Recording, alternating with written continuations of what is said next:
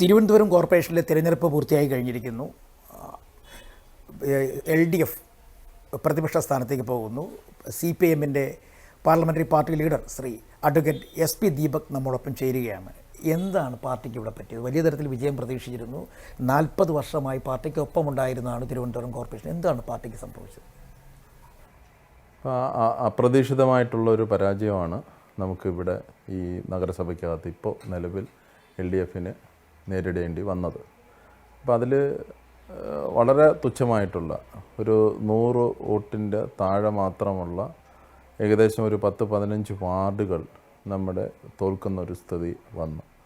6 vote, 12 vote, 30 vote അങ്ങനെയൊക്കെയാണ് തോൽവിയിലേക്ക് നമ്മളെ നയിച്ചത് എന്നുള്ളതാണ്.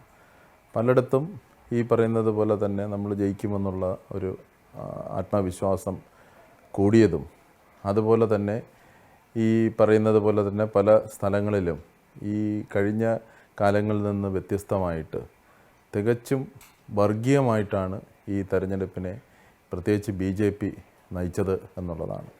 അപ്പോൾ ആ വർഗീയ തെരഞ്ഞെടുപ്പിനകത്ത് ഇപ്പോൾ ഈ പറയുന്നത് പോലെ തന്നെ അവർ ഇല്ലാത്ത വിഷയങ്ങൾ, ശബരിമല വിഷയമൊന്നും യഥാർത്ഥത്തിൽ കോടതിയുടെ മുമ്പിലും അന്വേഷണത്തിന് മുമ്പിലും ഇരിക്കുന്ന വിഷയങ്ങളാണ്. പക്ഷേ അത് ഒരു ആയുധമാക്കി മാറ്റിക്കൊണ്ട് നമ്മുടെ നാട്ടിനകത്ത് അസത്യങ്ങൾ പ്രചരിപ്പിക്കുകയും വല്ലാത്ത രൂപത്തിൽ കള്ളം പ്രചരിപ്പിക്കുകയും ചെയ്തുകൊണ്ടാണ് ഒരു താൽക്കാലികമായിട്ട് ഒരു വിജയമുറപ്പിക്കാൻ വേണ്ടിയിട്ട് BJPക്ക് കഴിഞ്ഞിട്ടുള്ളത്.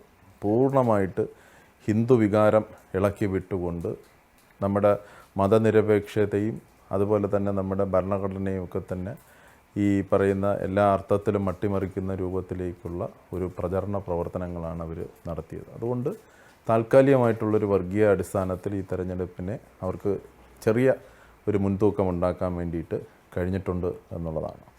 ശക്തമായ പ്രതിപക്ഷമായിട്ട് ഉണ്ടാവും. തീർച്ചയായിട്ടും നമ്മൾ ജനാധിപത്യത്തെ അംഗീകരിക്കുകയാണ് ചെയ്യുന്നത്. ഇപ്പോൾ എന്താണ് ഒരു പ്രധാന പ്രതിപക്ഷമായിട്ട് ഈ പറയുന്ന വരുന്ന 5 വർഷക്കാലം ഞങ്ങൾ പ്രവർത്തിക്കും. ഞങ്ങൾ ഈ നാട്ടിലെ ഒട്ടനവധി വികസന പ്രവർത്തനങ്ങളും ക്ഷേമ പ്രവർത്തനങ്ങളും എല്ലാമാണ് കഴിഞ്ഞ നഗരസഭ നടത്തിക്കൊണ്ട് ഇരുന്നത്. ഞങ്ങളുടെ ഒരു തെരഞ്ഞെടുപ്പിന് മുമ്പ് തന്നെ ഒരു മാനിഫെസ്റ്റോ തയ്യാറാക്കിയിട്ടുണ്ട്. നമ്മുടെ സമഗ്രമായിട്ടുള്ള ഈ തലസ്ഥാനത്തിൻ്റെ വികസനത്തെ സംബന്ധിച്ച് എന്തൊക്കെയാണ് ഈ നഗരസഭയ്ക്കകത്ത് ഇടപെടൽ നടത്തേണ്ടതും എന്നുള്ളതിനെ സംബന്ധിച്ച് നല്ല വീക്ഷണത്തോടുകൂടി വളരെ ശാസ്ത്രീയമായിട്ടുള്ളൊരു വീക്ഷണത്തിൻ്റെ അടിസ്ഥാനത്തിൽ തയ്യാറാക്കിയിട്ടുള്ളൊരു മാനിഫെസ്റ്റോ ഉണ്ട്. ആ മാനിഫെസ്റ്റോയ്ക്കകത്ത് പറയുന്ന കാര്യങ്ങൾ സ്ഥാപിച്ചെടുക്കുന്നതിനും നടപ്പിലാക്കുന്നതിനും വേണ്ടിയിട്ടുള്ള ഒരു പ്രതിപക്ഷം എന്നുള്ള രൂപത്തിൽ ശക്തമായിട്ട് ഞങ്ങൾ മുന്നോട്ട് പോകും. എന്തായാലും മേയർ സ്ഥാനത്തേക്ക് സ്ഥാനാർത്ഥി ഉണ്ടാവും മത്സരിക്കാൻ ഉറപ്പായിട്ട് CPM? ഉറപ്പായിട്ടുണ്ടാകും. കാര്യം എന്ന് പറഞ്ഞാൽ ഇപ്പോൾ ഒരു പൂർണ്ണമായിട്ട് ഒരു ഭൂരിപക്ഷം വരുന്ന തരത്തിലേക്ക് BJPക്കും വന്നിട്ടില്ല. ഒരു തെരഞ്ഞെടുപ്പ് നടക്കാൻ വേണ്ടിയിട്ട് പോവുകയാണ്. വിഴിഞ്ഞം തെരഞ്ഞെടുപ്പ് നടക്കുമ്പോഴത്തേക്ക് ആ തെരഞ്ഞെടുപ്പ് കൂടെ വരുമ്പോഴാണ് ഇത് പൂർണ്ണമാകുന്നത്. എന്തായിരുന്നാലും ഇപ്പോൾ എന്താണ് ഏറ്റവും കൂടുതൽ മെമ്പർമാർ ഉള്ള വാർഡ് അംഗങ്ങളുണ്ട് എന്ന് പറയുന്നത് കൊണ്ട് BJPക്ക് ഈ പറയുന്നത് പോലെ തന്നെ ഒരു മുൻതൂക്കമുണ്ട്. പക്ഷേ ഒറ്റകക്ഷി എന്നുള്ള രൂപത്തിൽ. പക്ഷേ ഭൂരിപക്ഷം തെളിയിക്കേണ്ടതെല്ലാം ഈ തെരഞ്ഞെടുപ്പ് കഴിയുമ്പോൾ മാത്രമേ നമുക്ക് മനസ്സിലാക്കാൻ വേണ്ടിയിട്ട് പറ്റുള്ളൂ. എന്തായിരുന്നാലും CPMൻ്റെ നേതൃത്വത്തിൽ RP ശിവജി എന്ന് പറയുന്ന നമ്മുടെ കൗൺസിലർ ഈ മേയർ സ്ഥാനത്തേക്ക് മത്സരിക്കും. അതുപോലെ തന്നെ ഡെപ്യൂട്ടി മേയറായിട്ട് രാഖി എന്ന് പറയുന്ന നമ്മുടെ വഴുതക്കാട്ടിലെ കൗൺസിലർ ഈ പ്രാവശ്യം തെരഞ്ഞെടുപ്പിനെ നേരിടും എന്നുള്ളതാണ്. ഈ മാധ്യമങ്ങളിലൊക്കെ വരുന്നൊരു പ്രധാനപ്പെട്ടൊരു സംഭവമായിട്ട് വരുന്നത് കഴിഞ്ഞ പ്രാവശ്യത്തെ 5 വർഷത്തെ ഉണ്ടായ ഭരണപരമായ വീഴ്ചകൾ സംഭവിച്ചിട്ടുണ്ട്. അത് ജനങ്ങൾ BJPക്ക് അനുകൂലമായി വോട്ടാക്കി മാറ്റി എന്ന് പറയുന്നത്, അത്തരത്തിൽ അങ്ങനെ എന്തെങ്കിലും സംഭവിച്ചു? അങ്ങനെ ഒരിക്കലും ഉണ്ടായിട്ടില്ല. അല്ല, ഞങ്ങളെല്ലാം തെരഞ്ഞെടുപ്പ് പ്രവർത്തിച്ചപ്പോൾ അങ്ങനെ ഈ കഴിഞ്ഞ നഗരസഭയ്ക്ക് എതിരായിട്ടുള്ളൊരു നെഗറ്റീവായിട്ടുള്ള ഒരു സംഗതിയും തെരഞ്ഞെടുപ്പ് ഘട്ടത്തിനകത്ത് ചർച്ച ചെയ്തിട്ടില്ല. ഒട്ടനവധി നമുക്കറിയാമല്ലോ, ഒരു 10-30 ദേശീയവും അന്താരാഷ്ട്ര തലത്തിലുമൊക്കെയുള്ള അവാർഡ് വാങ്ങിക്കൊണ്ട് നമ്മുടെ തലസ്ഥാന നഗരസഭയ്ക്കകത്ത് ഏറ്റവും നല്ല മാതൃകാപരമായിട്ടുള്ള പ്രവർത്തനങ്ങളാണ് ശ്രീ ആര്യയുടെ നേതൃത്വത്തിൽ കഴിഞ്ഞ മേയറുടെ കാലഘട്ടത്തിൽ നടത്തിയിട്ടുള്ളത്. പക്ഷേ ചില നെഗറ്റീവ് പോയിൻറ്റ്സ് എടുത്ത് കാണിച്ചിട്ട് ഈ ചെയ്ത നല്ല പ്രവർത്തനങ്ങളെല്ലാം മറച്ചു പിടിച്ചിട്ട് വളരെ ചെറിയ നെഗറ്റീവായിട്ടുള്ള പോയിൻറ്റ്സ് ഉയർത്തി കാണിച്ചുകൊണ്ടാണ് ഈ നഗരസഭയെ മോശപ്പെടുത്താൻ വേണ്ടിയിട്ടുള്ള ഒരു പ്രവർത്തനം അവർ നടത്തിയിട്ടുള്ളത്. പക്ഷേ അതൊന്നും ഈ തെരഞ്ഞെടുപ്പിനകത്ത് പിന്നെ ഈ വോട്ടർമാരെ സ്വാധീനിച്ചിട്ടുണ്ടെന്നുള്ളതൊന്നും ഞങ്ങൾ കരുതുന്നില്ല. അതുപോലെ സംസ്ഥാനത്തൊരു ചർച്ചയായ വിഷയം കൂടിയായിരുന്നല്ലോ ഈ സ്വർണ്ണപ്പാളി വിവാദം. അത് കൃത്യമായി BJP അതുപോലെ വർക്കൗട്ട് ചെയ്ത് വോട്ടാക്കി മാറ്റാൻ അല്ല, എല്ലാ തെരഞ്ഞെടുപ്പിനകത്തും BJP ഓരോ കാര്യങ്ങൾ ഈ പറയുന്നത് പോലെ പച്ചക്കള്ളങ്ങൾ വിളിച്ച് പറയാറുണ്ട്, സമൂഹത്തെ തെറ്റിദ്ധരിപ്പിക്കാറുണ്ട്. ഇപ്പോൾ ഒന്ന് സ്വപ്ന സുരേഷിൻ്റെ വിഷയത്തിനകത്ത് സ്വർണ്ണക്കടത്തുമായി ബന്ധപ്പെടുത്തി അവർ ഒരു തെരഞ്ഞെടുപ്പിനെ നേരിട്ട്. ഇപ്പോൾ മുഖ്യമന്ത്രിയുടെ മകളുടെ മാസപ്പടിയാണെന്ന് പറഞ്ഞിട്ട് ഒരു തെരഞ്ഞെടുപ്പിനെ അവർ നേരിട്ട്. അങ്ങനെ ഈ പറയുന്നത് പോലെ തന്നെ ഒരു അർത്ഥത്തിലും നമ്മുടെ ഇവർ പറയുന്ന കാര്യത്തിനകത്ത് ഒരു ആത്മാർത്ഥതയില്ലാത്ത തരത്തിലേക്കുള്ള ആക്ഷേപങ്ങൾ അവരിപ്പോൾ ഈ പറയുന്ന ശബരിമല വിഷയവുമായി ബന്ധപ്പെടുത്തി പിന്നെ അവർ പറഞ്ഞു ഈ തെരഞ്ഞെടുപ്പിനകത്ത്. അവർക്ക് വേറെ ഒന്നും ഈ നഗരസഭയെക്കുറിച്ചോ ഈ ജനങ്ങൾ നടത്തുന്ന അല്ലെങ്കിൽ ആവശ്യപ്പെടുന്ന കാര്യങ്ങളെ സംബന്ധിച്ചൊന്നുമല്ല അവർ പറഞ്ഞത്. അവർ ഈ ശബരിമലയിൽ അയ്യപ്പനെ എടുത്ത് മുമ്പിൽ കാണിച്ച് വിശ്വാസികളെ തെറ്റിദ്ധരിപ്പിക്കുന്ന രൂപത്തിലേക്കുള്ള ഒരു കള്ളപ്രചരണങ്ങളാണ് അവർ ഈ തെരഞ്ഞെടുപ്പിനകത്ത് നടത്തിയിട്ടുള്ളത്. അതൊന്നും പിന്നെ ഈ തെരഞ്ഞെടുപ്പിനെ ബാധിച്ചു എന്നൊന്നും പറയാൻ വേണ്ടിയിട്ട് പറ്റില്ല. കാര്യം എന്ന് പറഞ്ഞാൽ ഞാനിപ്പോൾ പേട്ട വാർഡിനകത്ത് ജയിച്ചു വന്നത് നമ്മുടെ ഈ കോർപ്പറേഷൻ ലിമിറ്റിനകത്ത് 17 അമ്പലങ്ങളുള്ള ഒരു സ്ഥലത്തു നിന്നാണ് ഞാൻ ജയിച്ചു വരുന്നത്. ഇത്രയും അമ്പലങ്ങളുള്ള വേറൊരു വാർഡ് കാണൂല എന്നുള്ളത്. ചെറിയതല്ല, പഴഞ്ചിറ ദേവി ക്ഷേത്രം, പിന്നെ ഇവിടെ പിന്നെ മൂന്നാമനക്കൽ മറ്റ് തുടങ്ങിയിട്ടുള്ള ഏറ്റവും പ്രധാനപ്പെട്ട ക്ഷേത്രങ്ങളുള്ള സ്ഥലമാണ് പിന്നെ എൻ്റെ വാർഡെന്ന് പറയുന്നത്. അങ്ങനെയാണെങ്കിൽ ശബരിമല വിഷയം ഏറ്റവും കൂടുതൽ സ്വാധീനിക്കേണ്ടത് ഇവിടെയാണ്. ഇന്ത്യക്കകത്ത് മുഴുവൻ തന്നെ എടുത്തു നോക്കിയാൽ ഇന്ത്യക്കകത്ത് എല്ലാ സ്ഥലത്തും ഒരു ഹിന്ദു രാഷ്ട്രത്തിന് വേണ്ടിയിട്ടും ഒരു മതരാഷ്ട്രത്തിന് വേണ്ടിയിട്ടുമുള്ള വാദങ്ങളാണ് അവർ ഉയർത്തിപ്പിടിച്ചുകൊണ്ടിരിക്കുന്നത്. അത് ഒരു സ്ഥലത്ത് രാമൻ്റെ പേരിലായിരിക്കും, മറ്റൊരു സ്ഥലത്ത് കൃഷ്ണൻ്റെ പേരിലായിരിക്കും, വേറൊരു സ്ഥലത്ത് ശബരിമല ശാസ്താവിൻ്റെ പേരിലായിരിക്കും എന്നുള്ളത് മാത്രമേ ഉള്ളൂ. അല്ല, ഈ സത്യപ്രതിജ്ഞാ സമയത്തും അവർ ഗണഗീതം പാടുകയും ശരണം വിളിക്കുകയും അങ്ങനെയുള്ള കാര്യങ്ങളൊക്കെ ഉണ്ടായല്ലോ. അതൊക്കെ തീർച്ചയായിട്ടും ഞങ്ങൾ ഈ ഒരു പരാതി ഞാൻ തന്നെ പാർലമെൻ്ററി പാർട്ടി ലീഡർ എന്നുള്ള രൂപത്തിലും എൻ്റെ പാർട്ടിയും തന്നെ ഇതിനെതിരെ പരാതി കൊടുത്തിട്ടുണ്ട്. നമ്മൾ ആലോചിച്ച് നോക്കുക, ഈ ഒരു ഭരണഘടനാ സംവിധാനത്തിനകത്ത് കളക്ടറും തെരഞ്ഞെടുപ്പ് കമ്മീഷനും സ്റ്റേറ്റ് ഇലക്ഷൻ കമ്മീഷനും ഒക്കെയാണ് ഈ സത്യപ്രതിജ്ഞ ചടങ്ങ് നടക്കുന്നത്. 10-22 കൗൺസിലർമാർ ചട്ടലംഘനം നടത്തിക്കൊണ്ടാണ് ഈ പറയുന്ന സത്യപ്രതിജ്ഞ നടത്തിയിരിക്കുന്നത്. ഇവിടെ പിന്നെ ദൈവങ്ങളുടെ പേരിലല്ല സത്യപ്രതിജ്ഞ നടത്തേണ്ടത്. ദൈവവിശ്വാസത്തിൻ്റെ പേരിലോ സത്യപ്രതിജ്ഞ നടത്താം. പക്ഷേ ഗുരുദേവൻ്റെ പേരിൽ സത്യപ്രതിജ്ഞ നടത്താൻ വേണ്ടിയിട്ട് പറ്റില്ല. അത് പറ്റില്ല എന്നുള്ളത് സുപ്രീം കോടതി തന്നെ ഇതിനു മുമ്പ് വിവാദമായത് രേഖപ്പെടുത്തിയിട്ടുമുള്ളതാണ്.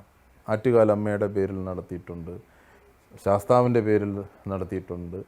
ഈ പറയുന്നത് പോലെ തന്നെ മറ്റ് ദൈവങ്ങളുടെ പേരിൽ ഈ പറയുന്ന കണക്ക് ദൈവങ്ങൾക്ക് പോലും ഒരു സ്വസ്ഥതയില്ലാത്ത രൂപത്തിലാണ് അവർ സത്യത്തിൽ ഈ സത്യപ്രതിജ്ഞ. ഇതെല്ലാം ചട്ടലംഘനമാണ്. അതിനെ സംബന്ധിച്ച് നിയമ നടപടികളുമായിട്ട് ഞങ്ങൾ മുമ്പോട്ട് പോവുകയാണ്. അതുപോലെ തന്നെ ഇവിടെ ആ കൗൺസിൽ നടക്കുമ്പോൾ ഒരു ഭരണഘടനാ സംവിധാനത്തിനകത്താണ് അവിടെ ഒരു കൗൺസിൽ നടന്നത്. ഈ പാസുകൾ വെച്ചിട്ട് നിയന്ത്രണം ഏർപ്പെടുത്തിയിരുന്നു.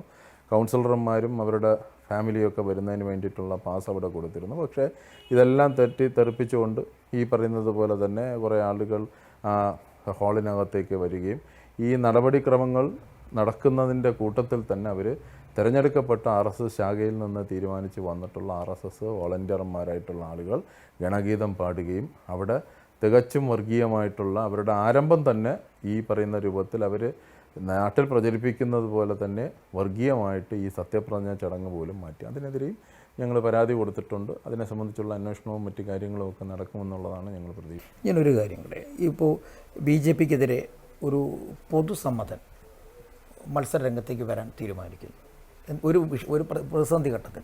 അങ്ങനെ വരികയാണെന്നുണ്ടെങ്കിൽ CPM എന്ത് നിലപാട് സ്വീകരിക്കും? CPM നിലപാട് വളരെ വ്യക്തമാക്കിയിട്ടുണ്ട്. ഞങ്ങൾ ജനാധിപത്യത്തെ അംഗീകരിക്കും, ഒരു തരത്തിലുള്ള അട്ടിമറിക്കും ഞങ്ങളില്ല എന്നുള്ളതിനെ സംബന്ധിച്ച് ഞങ്ങൾ പറഞ്ഞിട്ടുണ്ട്. ഞങ്ങൾക്ക് ഞങ്ങളുടെ നിലപാടുണ്ട്. ഞങ്ങളുടെ സ്ഥാനാർത്ഥിയെ അതിനകത്ത് ഞങ്ങൾ മത്സരിപ്പിക്കും. ആ സ്ഥാനാർത്ഥികൾക്ക് കിട്ടുന്ന വോട്ട് ഞങ്ങൾ പിന്നെ രേഖപ്പെടുത്തും. പിന്നെ ഒരു സംവിധാനത്തിനകത്ത് മറ്റുപേരുള്ളവരടുത്തെല്ലാം ഈ പറയുന്നത് പോലെ തന്നെ ഒരു സ്ഥാനാർത്ഥി എന്നുള്ള രൂപത്തിൽ ഇപ്പോൾ പിന്നെ വോട്ട് ചോദിക്കാനും അവർക്ക് വോട്ട് ചെയ്യാനും ഒക്കെയുള്ള സ്വതന്ത്രരായിട്ടുള്ളവരൊക്കെ എങ്ങനെ വോട്ട് ചെയ്യണമെന്നുള്ളതിനെ സംബന്ധിച്ച് നിലപാടെടുക്കേണ്ടത് അവരാണ് എന്നുള്ളതാണ്. ഞാൻ നഗരസഭയിൽ നിന്ന് അതുമായി ബന്ധപ്പെട്ട കാര്യം തന്നെയാണ്. ഇപ്പം നമ്മൾ നിയമസഭയിലേക്ക് പോകുന്ന തെരഞ്ഞെടുപ്പിന് ഏകദേശം വളരെ ചുരുങ്ങിയ ദിവസങ്ങൾ മാത്രമേ ഉള്ളൂ. ഈ നഗരസഭയിൽ പ്രധാനപ്പെട്ട 4 നിയമസഭാ മണ്ഡലങ്ങൾ കൂടി ഈ നഗരസഭയ്ക്കകത്ത് ഉൾപ്പെടുന്നുണ്ട്. അതാണ് ബി ജെ പി കണ്ണുവച്ചിരിക്കുന്നത്. ആ നിയമസഭാ മണ്ഡലങ്ങൾ ബി ജെ പിക്ക് അനുകൂലമായി ലഭിക്കും. അങ്ങനെ ലഭിക്കാനുള്ള സാധ്യതയുണ്ടോ? എനിക്ക് തോന്നുന്നില്ല ലഭിക്കുമെന്നാണ്. കാര്യം എന്ന് പറഞ്ഞാൽ കഴിഞ്ഞ പ്രാവശ്യവും അവർക്ക് 30-35 കൗൺസിലർമാരുണ്ടായിരുന്നു. ഉള്ള സീറ്റുകൾ ഇവിടെ നിയമത്തിൽ നിന്നിട്ടുള്ള രാജഗോപാൽ MLA ആയിരുന്ന ആ സീറ്റ് പൂട്ടിക്കുകയാണ് ചെയ്തിട്ടുള്ളത്. ഇന്നത്തെ ഒരു വോട്ടിംഗ് പാറ്റേൺ വെച്ച് നോക്കുമ്പോഴത്തേക്ക് കുറച്ച് പിന്നെ എന്താണ് കഴിഞ്ഞ കാലങ്ങളിലൊക്കെ ഉള്ളതുപോലെ തന്നെ ഈ പറയുന്ന BJPക്ക് കുറച്ച് വോട്ടുണ്ടെന്നുള്ളത് യാഥാർത്ഥ്യമാണ്. പക്ഷേ ഈ പറയുന്ന നഗരസഭയ്ക്കകത്ത് ഒരു അട്ടിമറി ജയിക്കാൻ വേണ്ടിയിട്ടുള്ളൊരു സാധ്യതയൊന്നുമില്ല. ഇപ്പോഴും നടത്തിയിരിക്കുന്ന വോട്ടുകളുടെ കണക്കുകൾ നോക്കുമ്പോൾ പോലും ഏറ്റവും കൂടുതൽ വോട്ടുകൾ കിട്ടിയിട്ടുള്ളത് LDFനാണ് എന്നുള്ളതാണ് ഈ വോട്ടിംഗ് പാറ്റേണിനകത്തുനിന്ന് ഞങ്ങൾ മനസ്സിലാക്കുന്നത്. പിന്നെ എന്താണ് ഒരു തുടർ ഗവൺമെൻറ് വരണമെന്ന് ആഗ്രഹിക്കുന്നവരാണ് നമ്മുടെ ഒരു ഒരു ജനാധിപത്യ വിശ്വാസികളുടെ ഒരു ആഗ്രഹമെന്ന് പറയുന്നത്. അത് ഈ പ്രാവശ്യം അത് ഒരു 3ാം ഗവൺമെൻറ് വരാൻ വേണ്ടിയിട്ട് തന്നെയാണ് ഞാൻ കാണുന്നത് എന്നുള്ളതാണ്. ഇവർ പറയുന്നത് BJP പറയുന്ന പ്രധാനപ്പെട്ട ഒരു കാര്യം കേന്ദ്ര സർക്കാരിൻ്റെ വലിയ തരത്തിലുള്ള സഹായങ്ങൾ കിട്ടും, അത്തരത്തിൽ നഗരസഭയിൽ അതിൻ്റെ മൊത്തത്തിലൊരു മാറ്റം വരുത്തും എന്നൊക്കെ പറയുന്നു. അത്തരത്തിൽ ഒരു സാധ്യത കാണും. എല്ലാ തെരഞ്ഞെടുപ്പിനകത്തും ഇത്തരം പൊള്ളത്തനങ്ങൾ പറയാറുണ്ട്. നിങ്ങൾ പിന്നെ നോക്കുക, ഒരു തെരഞ്ഞെടുപ്പ് നടന്നപ്പോൾ പെട്രോൾ ഡീസലിൻ്റെ വില 50 രൂപ അതിൽ താഴെയാക്കുമെന്ന് പറഞ്ഞവരാണ്.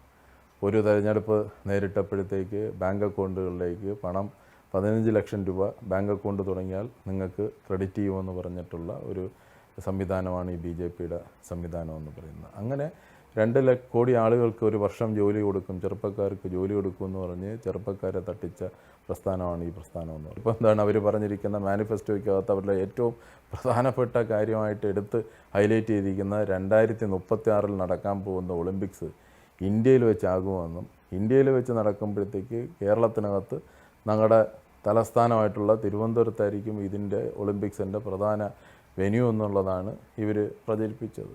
ഇത് നടക്കാൻ പോകുന്ന കാര്യമാണ്. ഒളിമ്പിക്സ് എവിടെ നടത്തും എന്നുള്ളതിനെ സംബന്ധിച്ച് അന്താരാഷ്ട്ര ഒളിമ്പിക് അസോസിയേഷനൊന്നും ഇതിനെ സംബന്ധിച്ചൊരു തീരുമാനം എടുത്തിട്ടില്ല. എത്രയോ രാജ്യങ്ങൾ ഇതിന് വേണ്ടിയിട്ടുള്ള ആവശ്യങ്ങൾ ഉന്നയിച്ചിട്ടുണ്ട്. അപ്പോൾ ഇതൊന്നും നടക്കാൻ വേണ്ടിയിട്ട് പോകുന്ന കാര്യമല്ല അവർ ഈ തെരഞ്ഞെടുപ്പ് കാലഘട്ടത്തിൽ പ്രചരിപ്പിച്ചുകൊണ്ട് ഇരിക്കുന്നത്. അതുകൊണ്ട് അതിനെ ആ അർത്ഥത്തിൽ കണ്ടാൽ മതി. ഇവിടെ ഈ ഞാൻ നേരത്തെ പറഞ്ഞതുപോലെ തന്നെ നമ്മുടെ തുടക്കം തന്നെ ഗണഗീതം പാടിക്കൊണ്ട് ഇതിനെ വർഗീയവൽക്കരിക്കുന്നുണ്ട്. അവർ കാവ്യവൽക്കരിക്കുമെന്നാണ്, നഗരസഭയെ കാവ്യവൽക്കരിച്ചു എന്നുള്ളതാണ് അവരുടെ സ്ലോഗൻസ് അന്നത്തെ ആ കൗൺസിൽ മീറ്റിങ്ങിനകത്ത് ഉയർത്തിപ്പിടിച്ചതെന്നാണ്. അപ്പോൾ എന്താണ് അർത്ഥം എന്ന് പറയുന്നത്? അവർക്ക് വർഗീയവൽക്കരണം തുടക്കം അവർ കുറിച്ചിരിക്കുകയാണ്. അതിന് യഥാർത്ഥത്തിൽ ഇത് കഴിഞ്ഞപ്പോഴാണ് പലരും ഇരുന്ന് കുറച്ചുകൂടി ഗൗരവമായിട്ട് ഈ മതന്യൂനപക്ഷങ്ങളിൽ പെടുന്നവർ ഞങ്ങൾ പറയുന്ന കാര്യത്തിനകത്ത് മതനിരപേക്ഷത ഉയർത്തിപ്പിടിക്കേണ്ടതായിരുന്നു എന്നുള്ള മനസ്സിൽ ഉള്ളിൽ തട്ടിയിട്ടുള്ള അഭിപ്രായങ്ങൾ വരുന്നത് ഇതെല്ലാം കണ്ടതിന് ശേഷമാണ്. ഒരു സ്ഥലത്തു കൂടി പള്ളിയിൽ മെഴുകുതിരി കത്തിക്കുകയും ഒരു സൈഡിൽ കൂടി ഇങ്ങനെ നിർത്തുകയും മറ്റു സൈഡിൽ കൂടി ഈ പറയുന്ന ക്രിസ്ത്യാനികൾക്ക് നേരെ വലിയ വലിയ രൂപത്തിലുള്ള ആക്രമണങ്ങൾ നമ്മുടെ രാജ്യത്തിനകത്ത് നടപ്പിലാക്കുകയും ചെയ്യുകയാണ്. തീർച്ചയായിട്ടും ജനഹിതം മനസ്സിലാക്കി ശക്തമായ പ്രതിപക്ഷമായി തിരുവനന്തപുരം നഗരസഭയിൽ തുടരാനാണ് CPIMൻ്റെ തീരുമാനം. നന്ദി. ഷാൻ ജയസിനൊപ്പം D. Binoy, Kerala vision news.